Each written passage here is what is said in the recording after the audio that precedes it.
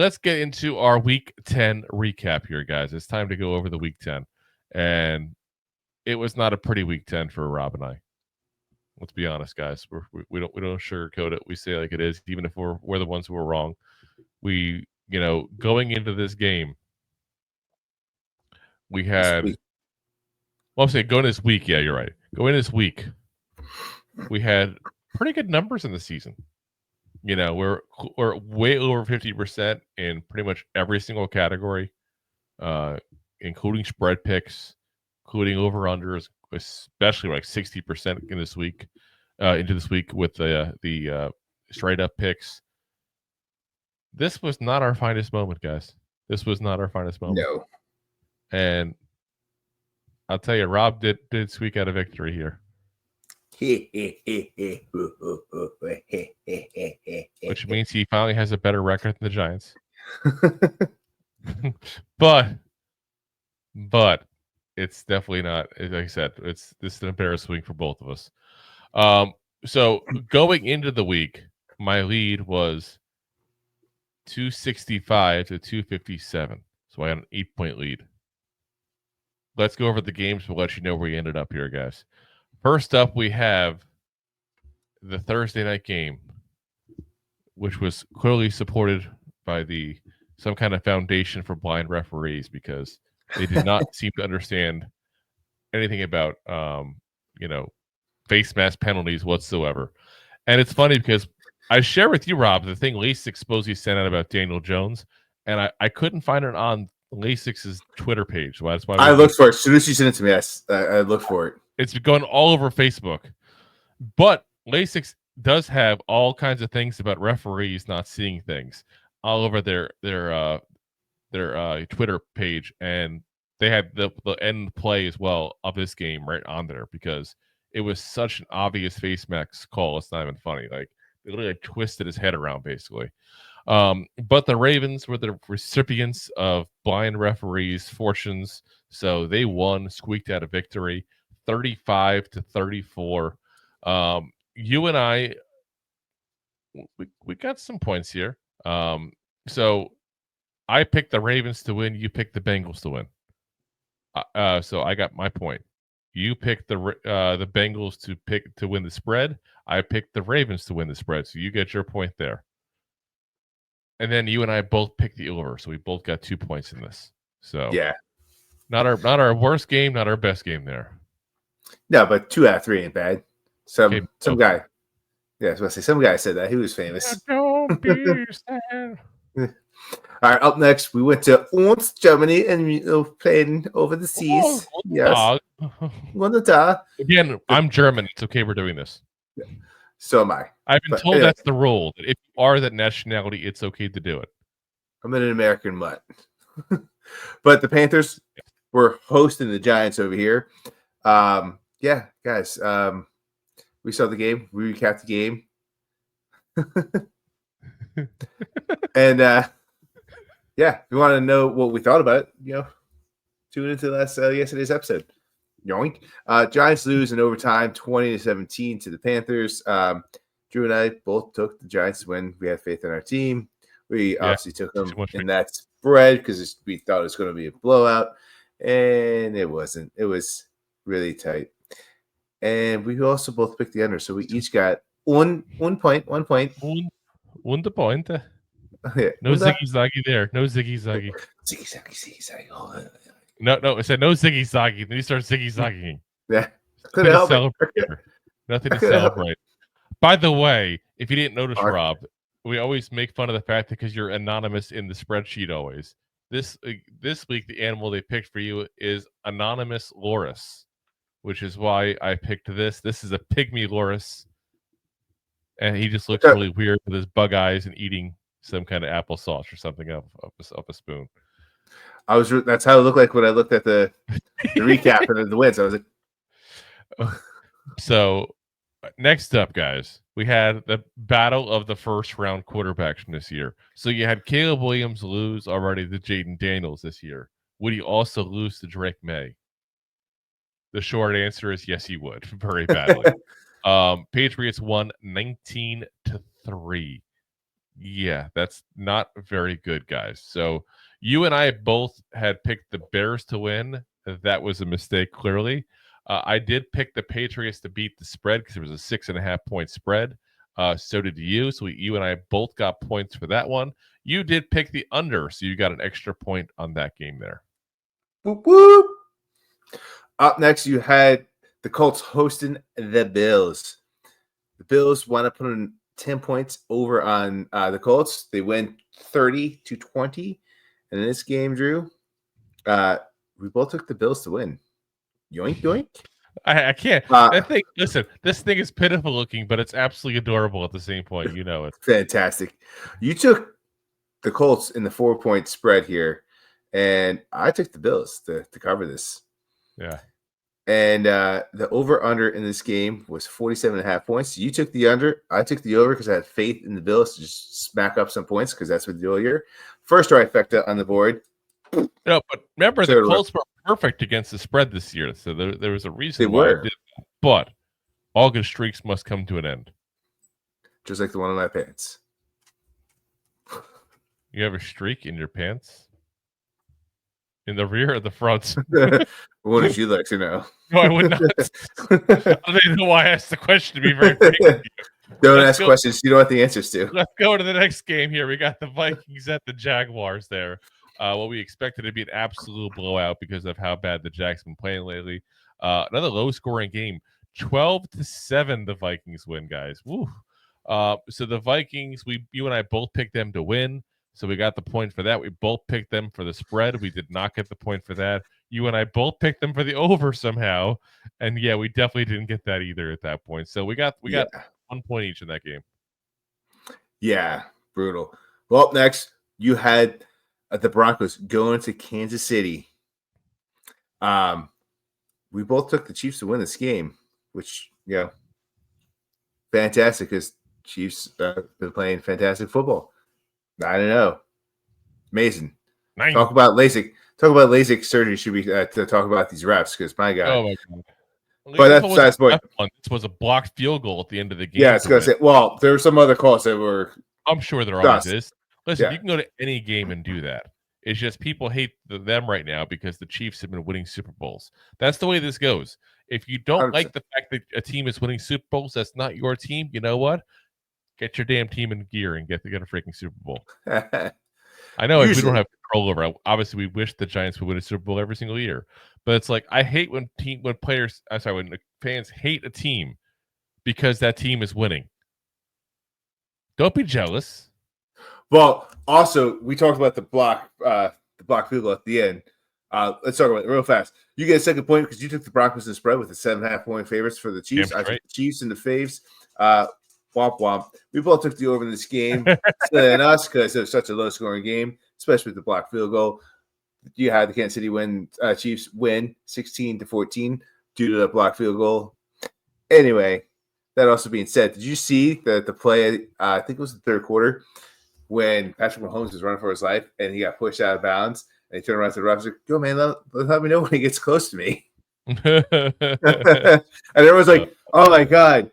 Like. Hey, the fix is in. The fix is in. I'm like, or he's just being a smartass because I would have said the same thing. Am I the only one who wants to see that man dress up as Kermit the Frog for Halloween one year? 100%.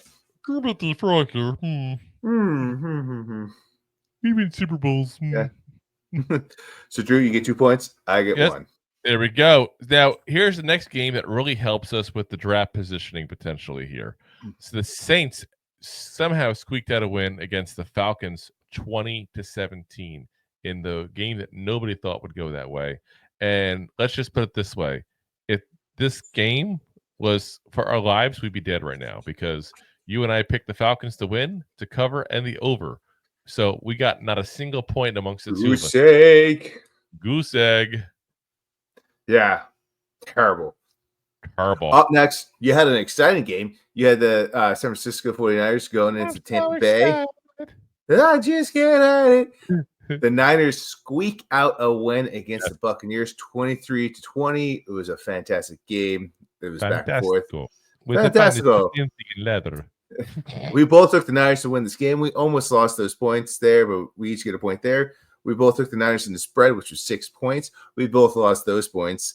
And then the over-under, you took the under of 15.5 points. I took the over. So, Drew, you beat me this round 2-1. Next up, we got the Steelers going into D.C. to face the Commanders.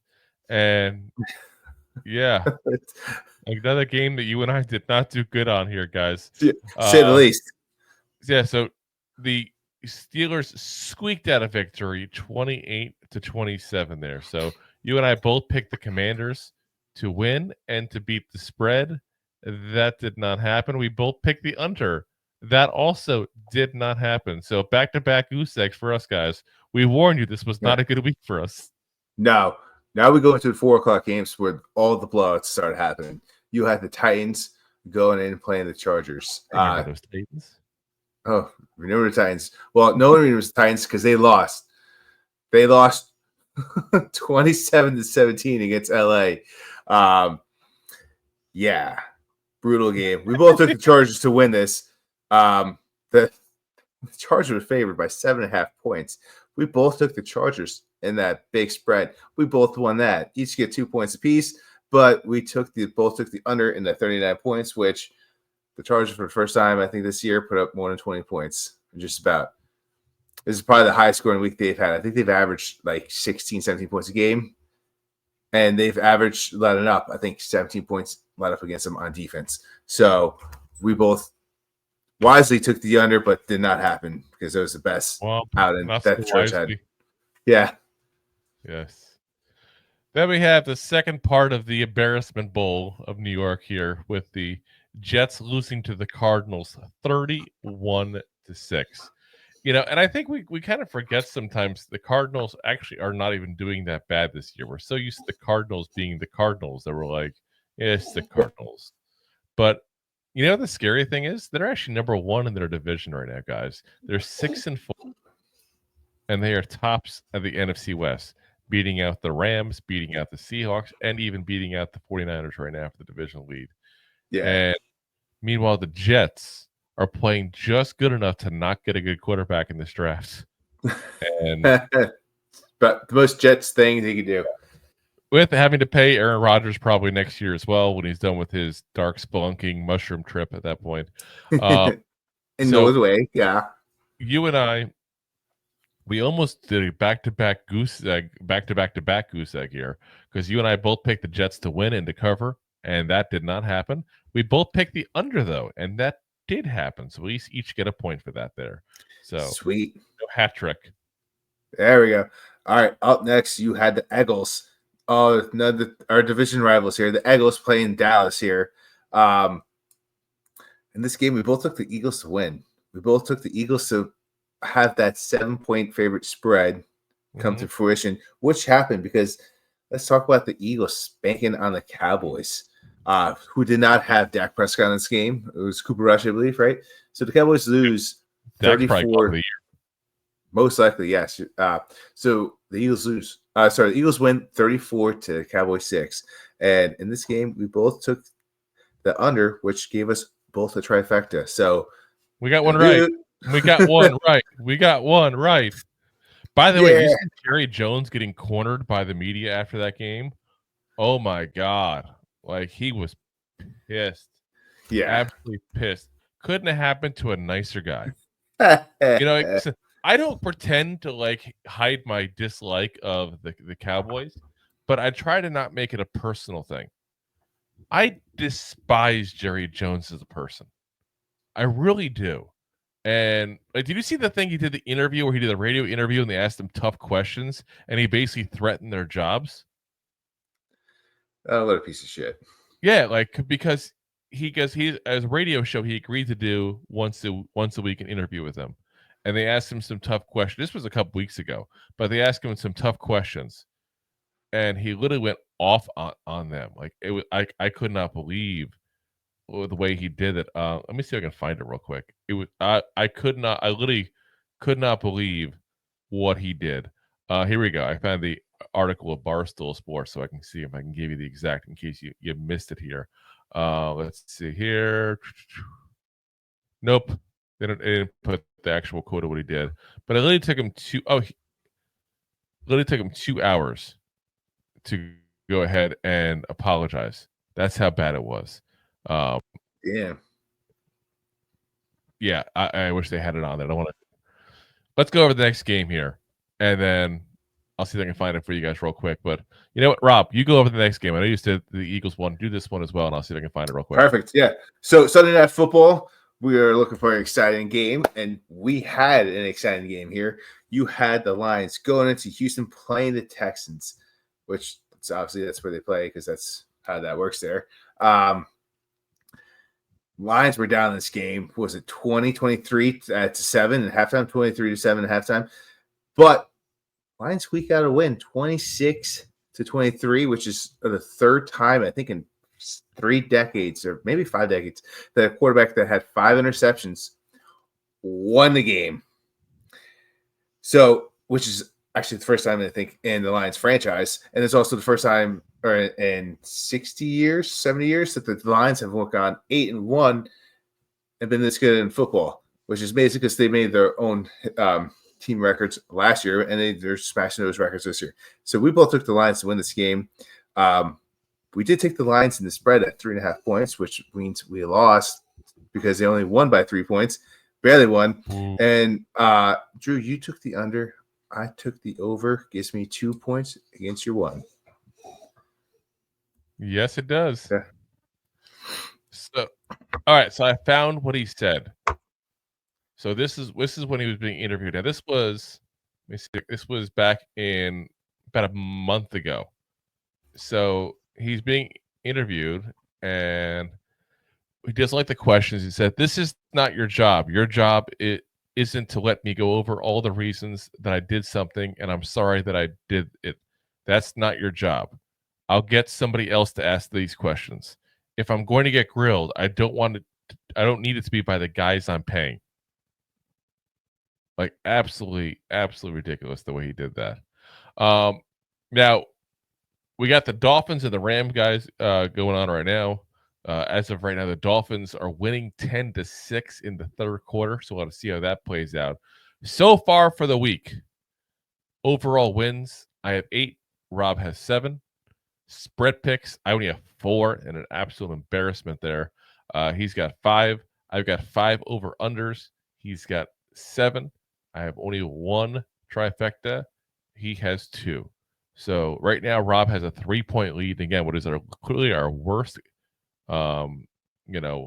absolute worst game week that we've had of picks all year long by far. Not even a close second, guys. That's how bad it is. So we'll get you guys the final update there later on. But I'll tell you this: Rob and I have the same exact picks in this game here. So regardless of the outcome, that'll be the spread. So that'll keep me at a 5-point lead overall on the year after this.